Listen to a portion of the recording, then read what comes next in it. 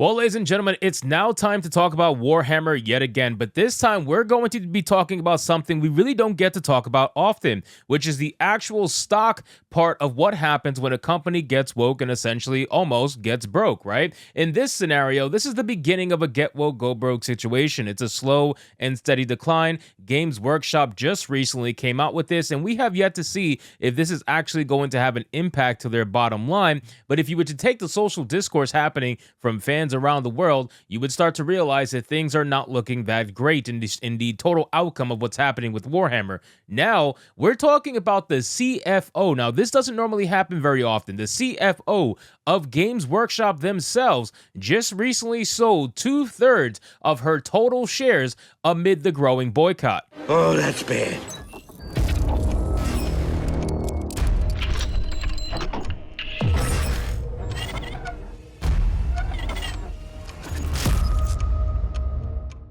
Now, again, ladies and gentlemen, when this stuff happens, normally you see it happen from the side of the fans. Normally, the fans are the ones that are selling their shares. Normally, the fans are the ones that are selling whatever they may have collected over many years because they're angry. Normally, the fans are the ones that are out there doing certain things when this boycott happens. But it looks like the CFO themselves have decided to sell their shares. Now, why this is, I don't know. Hopefully, we can find out in this article. But I wouldn't doubt if she's selling her shares now while they're at the top to get maximum dollar for it. So let's get into this article, guys, from That Park Place. But of course, before we do, if you are new here, just consider hitting that subscribe button. I would greatly appreciate it, and like the video to push us out into that YouTube algorithm. It says Games Workshop CFO sells 2/3 of her shares amid the growing Warhammer boycott. Rachel Tung, great last name, the chief financial officer of Games Workshop, sold 2/3 of her stake in the company, worth approximately $865,000,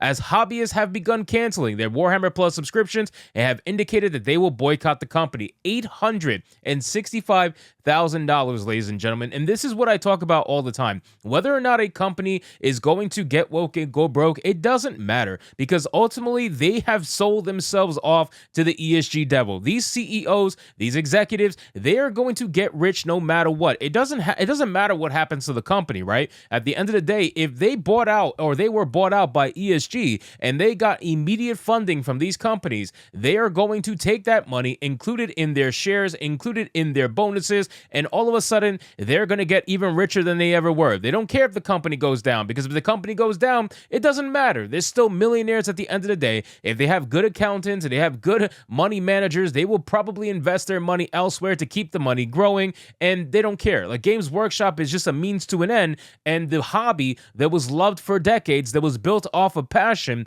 that was constantly contributed by with passion and was fostered with passion, is now getting killed by greed.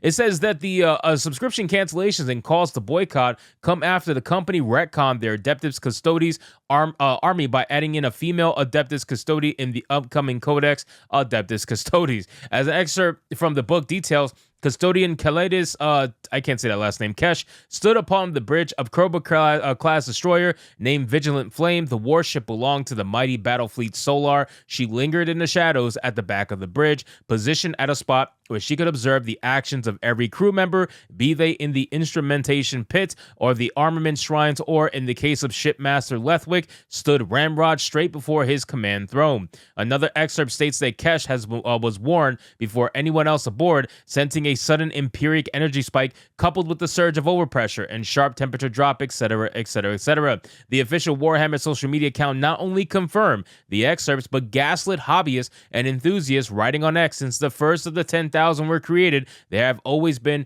female custodians. Now, this particular comment right here, this, in my opinion, is what lit the fire with Warhammer fans. It's not the fact that the lore was changed. It's the fact that you tried to gaslit your viewers. You tried to gaslit your actual fans, and you tried to essentially tell them that this was always the case and they've been wrong for decades, as if you are essentially insulting them and their knowledge of the lore. And if anybody knows a true Warhammer nerd, you don't want to do that. You don't want to come out and flat out tell a hardcore Warhammer nerd, hey, you actually don't don't understand the lore at all. This has always been the case since the beginning, and even though we don't have any proof of that, you need to believe us. That's the last thing you want to do, because that's going to lead to a massive amount of backlash, which is essentially what's happening now. Again, I don't think it's the lore. I think it's the gaslighting that basically lit everything on fire. It says previous lore, as shared by former World of Warcraft team lead Mark Kern, makes it clear that the Adeptus Custodes were an all-male organization. Now, what's also interesting to me is that nobody seems to be asking the pretty basic question.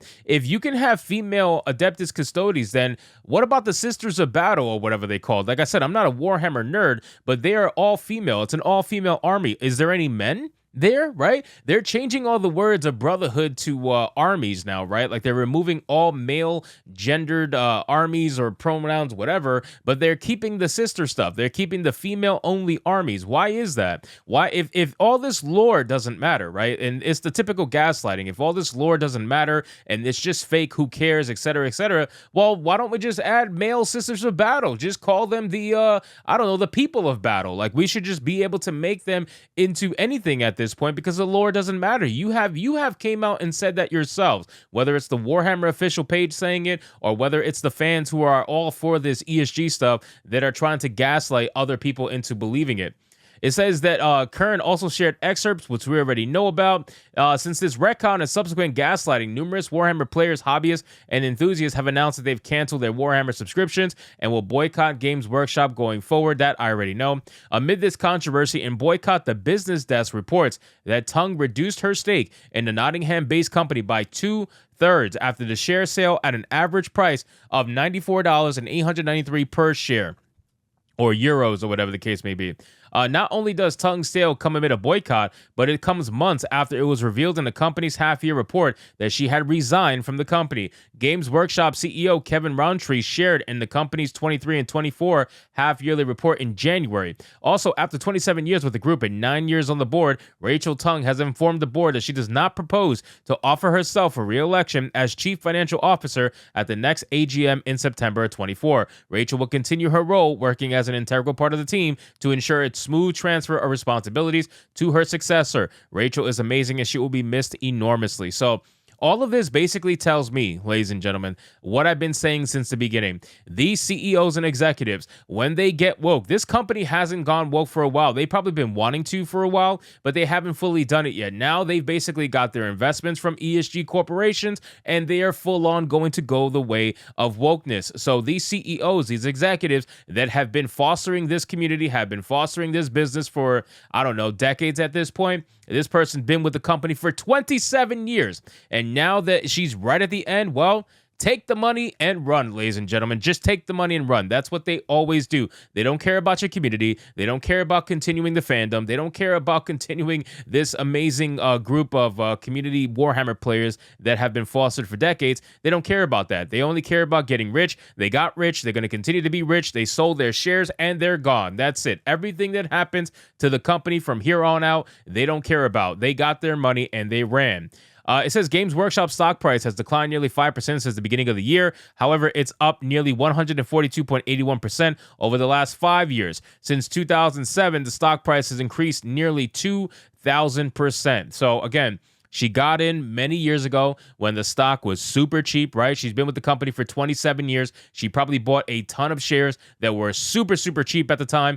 And now that it's at its prime and it's starting to slowly fall little by little, she said, let me sell the majority of my shares, get all my money, and I don't give a fuck what happens at this point. I'll leave a little bit in case it goes back up again, but really, I don't really see it happening. Let's sell now while we're at maximum returns. So it's very clear that these CEOs have that kind of mindset, and it's only going to get worse from here. I really feel bad for Games Workshop fans, but hey, this is what happens when ESG takes over. So anyway, guys, thank you so much for watching this video. I hope you did enjoy it. If you did, consider leaving me a subscribe. I would greatly appreciate it. Don't forget to like the video, comment, let me know what you thought, and I'll see you guys on the next one. Hypnotic out.